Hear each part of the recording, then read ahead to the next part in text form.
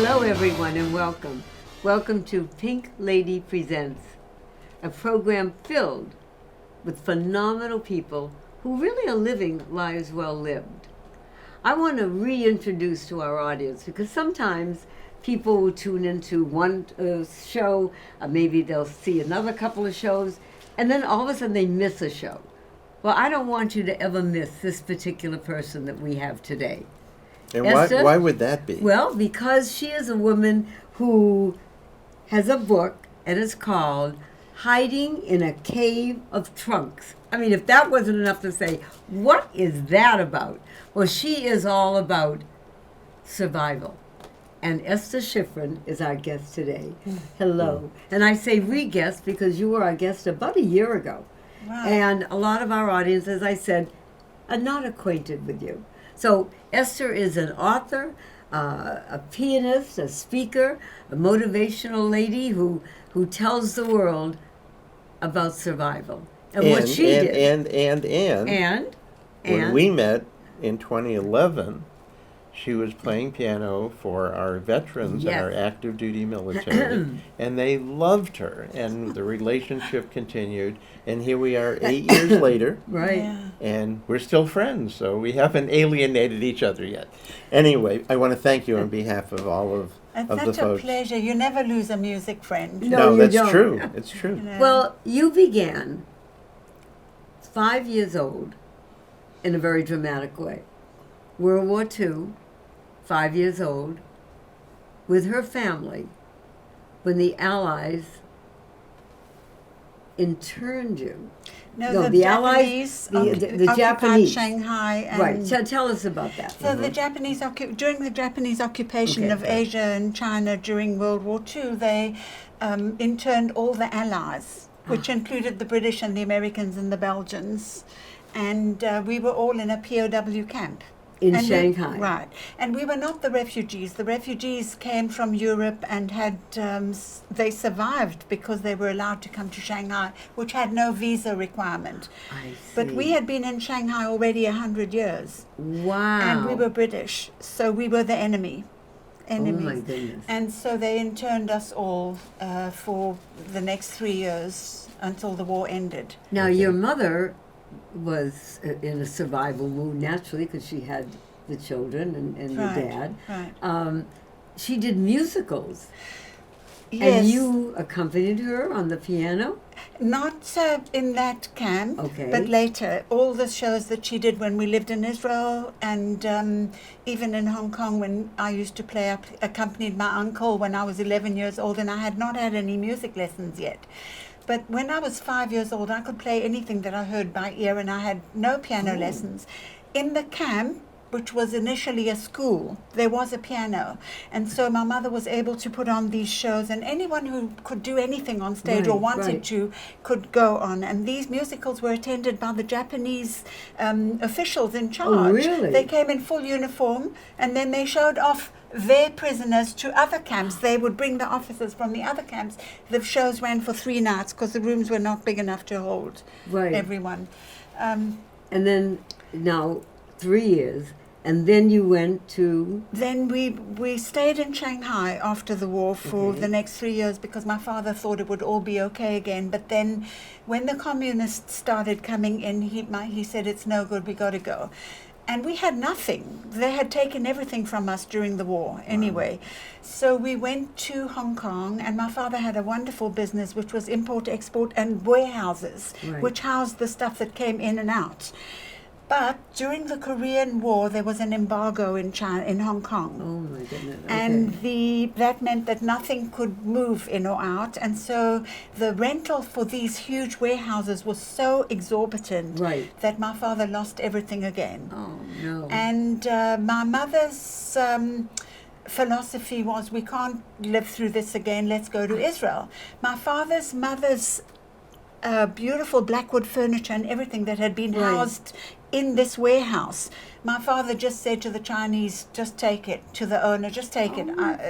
You can keep it all. Oh, my and God. he stayed 4 months, and we went to Israel, and then we lived in a tent and in a hut.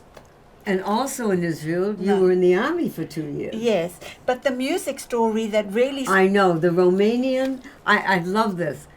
This is funny. Amazing. Well, sometimes a word or two words sparks an interest. yeah. The Romanian gentleman and Arrives. piano. Okay, so tell us about the Romanian gentleman and the piano. So the one thing that we kept was the piano, which was on lease to a friend who was the American consul's daughter in Hong Kong, and she was going back to the US. And she said, you can take over the lease and have the piano because you're all so talented. My father played as well. My sister played. Wow. You need to, and my mother was a dancing teacher. Right. You need to have my piano. So then I had 2 weeks of piano lessons, and then my mother said, we've got to go. So we left, and I was brokenhearted because how could I end my little music that I had, and my cousins had taught me Fur Elise and Maiden's Prayer and certain songs Right. that aren't played anymore really. Maiden's No. Prayer, nobody even No. knows.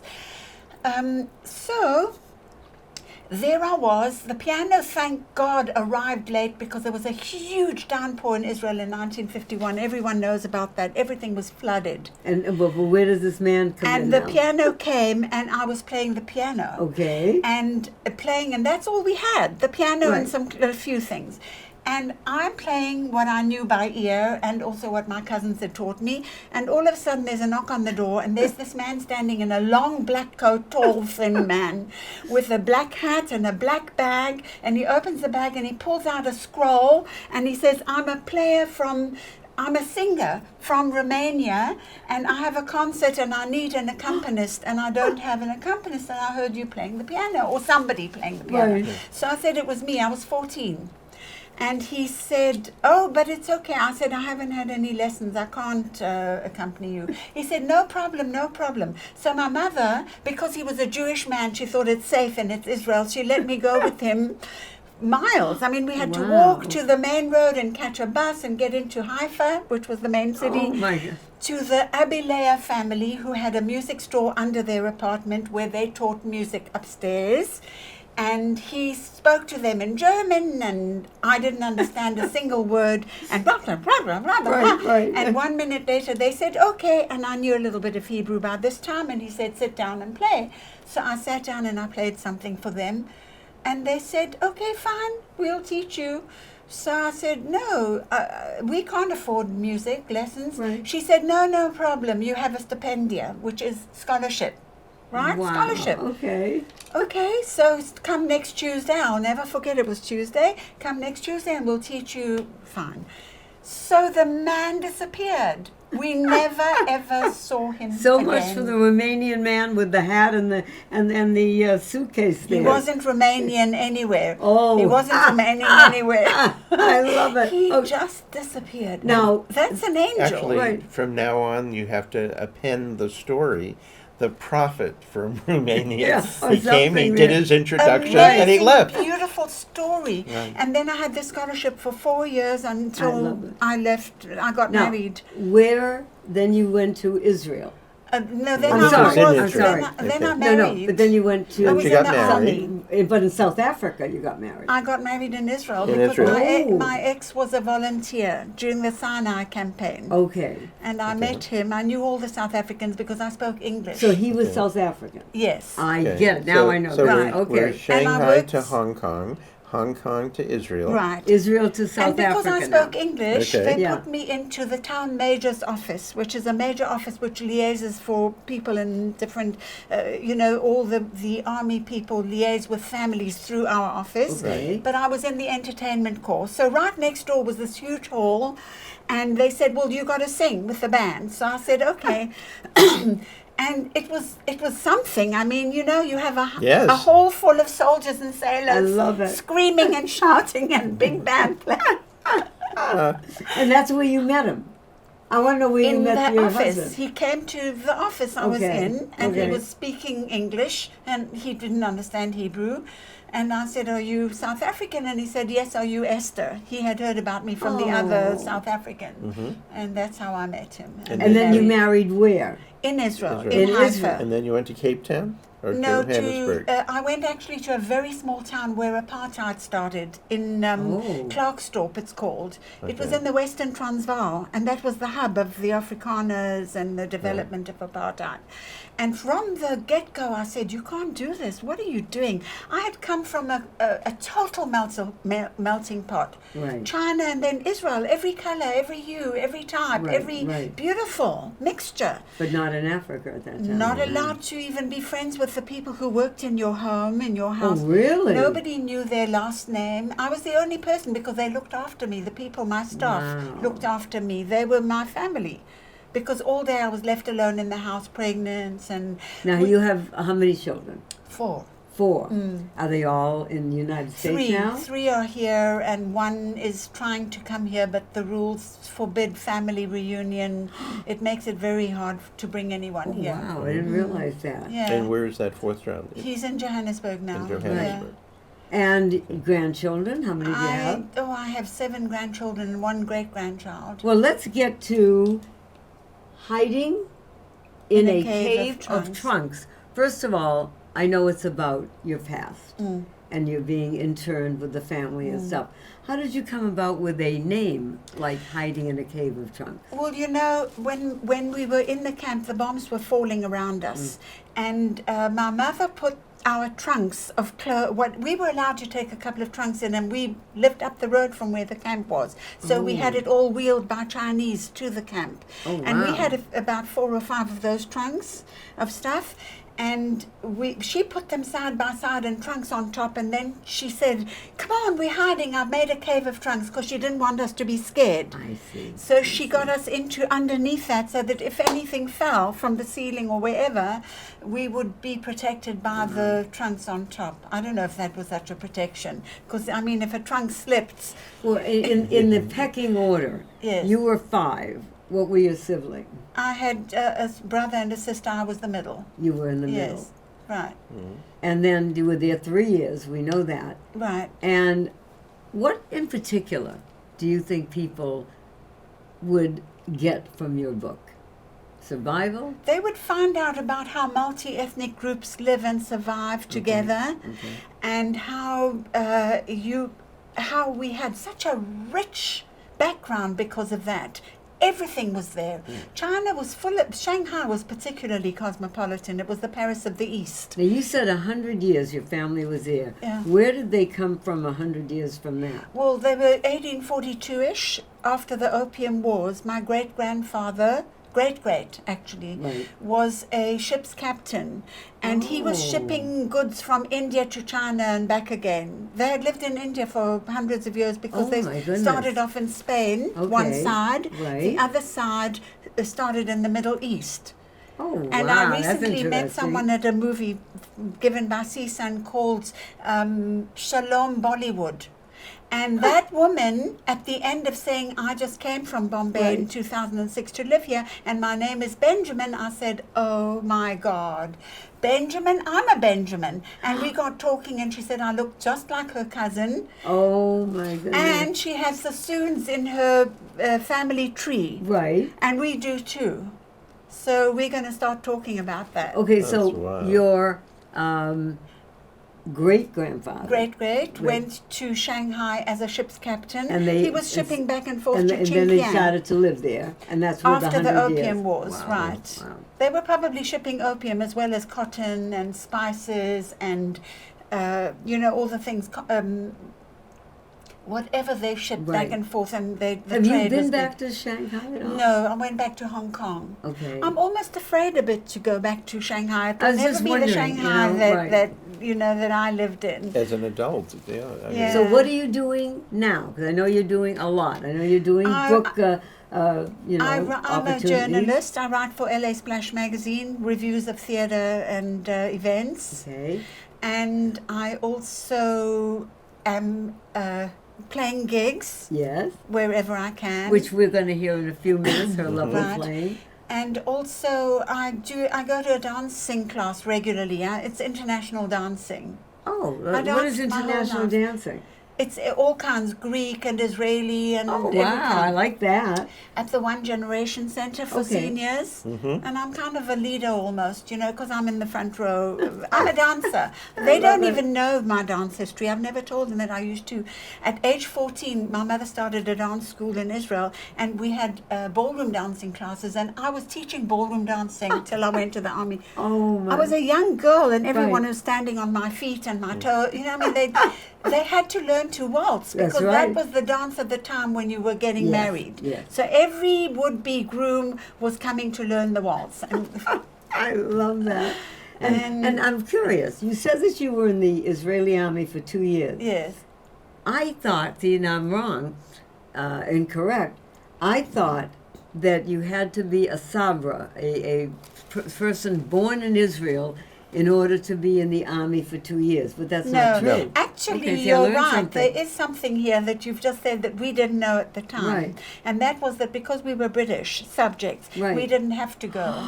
We didn't have. See, that's But- what We I found heard. out afterwards. Yeah, my Yes. sister I told get me it. not long No, ago. but really, that's what I heard, Right. Esther, and I'm saying, Yeah. I But could ask Esther everyone who that. came to Israel went to the army, and I couldn't wait to go to the army. We all wanted to do it. It was a country full of hope at the time, and even though when we lived in a tent and we lived in a Right. hut, You were still in Israel. we stood for hours in lines getting a little bit of butter that the Americans were going to dump. Otherwise, they came to Israel in big bricks, and then they cut them up and divided them, and we all got some. And one or two eggs and some meat a little bit. And we all wore sandals that you could buy plastic strips of Right. different colors, and you'd weave them through so you didn't have the same color shoes every single day. It was tough. It but was tough. But you know what, everyone? we had hope and we were happy. Right. Right. I want you to get, and how does one get your book, Hiding in a Cave of Trunks? Just like that. It's on Amazon. Okay, and what do they Available on ask for? Amazon. They ask for just the name of the book. Yeah, just Hiding in the That's Cave it. of Tongues, or my name, Esther Benjamin Shifren. Esther, well, let's not go so fast because they have to get it. Yeah. Esther Benjamin Shifren, S-C-H. No, no H. No, No H. C. No C. Okay, so you S- spell it. Spell it for us. Yeah. Just Shifren. Or you look at a Hiding in a Cave of Trunks on Amazon. And I definitely promise you a rose garden because I've read it. And it is all about survival, but it's survival with people that had a heart and knew that they were going to conquer all the degradation, all the things that you went through, Esther, which looking at you, one would never know. But I'm sure it was very hard. It was But you tough. have a personality and you have a zest for life Thank that you. overcomes things. And I know your family was blessed with the way that you Thank took you. everything. Thank you so And much. you know what? We're going to hear Esther play that piano that took her everywhere in the world And and taught her a survival mode to lose yourself in music. Esther Shifren, we're going to Thank be right you. back with you playing the piano. thank you. We're back with Esther Shifren. Esther is not just a pretty face. Esther is a piano also. And every time she plays something, oh, I like that one. Well, we didn't plan that. No, that's okay. I just like that one. It's upbeat and fun. Ladies and gentlemen, you're going to see and hear my lovely friend, Esther Shifren. Thank you so much. Thank We're you. watching and Right. listening.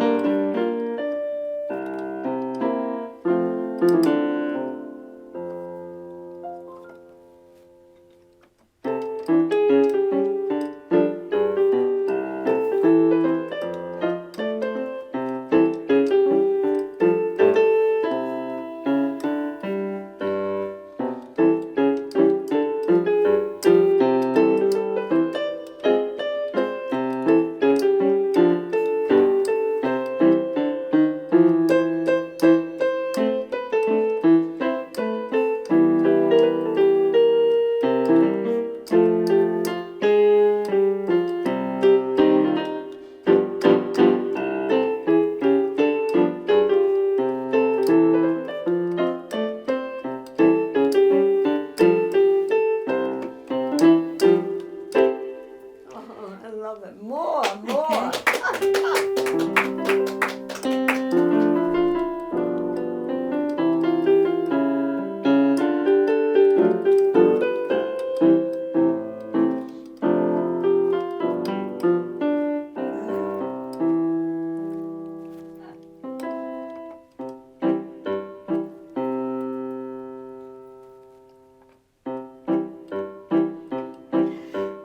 When I get old and losing my hair many years from now, will you still be sending me a valentine, birthday greetings, bottle of wine? If I've been out till 2:45, would you lock the door?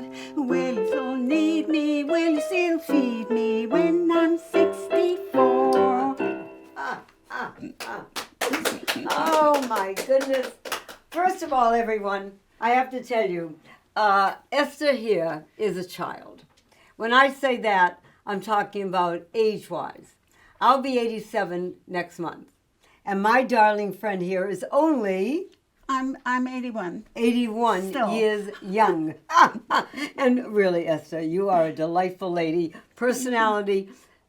I believe, in all honesty, that God works in very, very strange ways. And when you were 5 years old and you were in the camp, I think He destined you to be the personality that you are by letting you be a musical person who takes the stress and takes all the It's things that amazing. you went through, puts that into the piano, into This the is the music. answer. This has saved me There you every go. single time.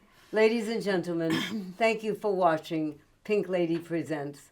Please go on pinkladypresents.com and see all our other shows. Remember, the one good thing about all our shows is that they are 24/7. So if you get up at 12 midnight and you want to watch something fun or community outreach-wise, about veterans, about generals, about teachers, about beautiful ladies like this who play the piano with heart and soul, please go on pinkladypresents.com because it's there for your entertainment, and tell your friends about it. Esther, a life well lived, and we're so proud to have had you on Thank you our so program. much for having Thank me you, here. my darling. I enjoyed it too. Thank you. God bless everyone. We'll see you Thank you. in another time, another place. God bless. I'm gonna live till I die. I'm gonna laugh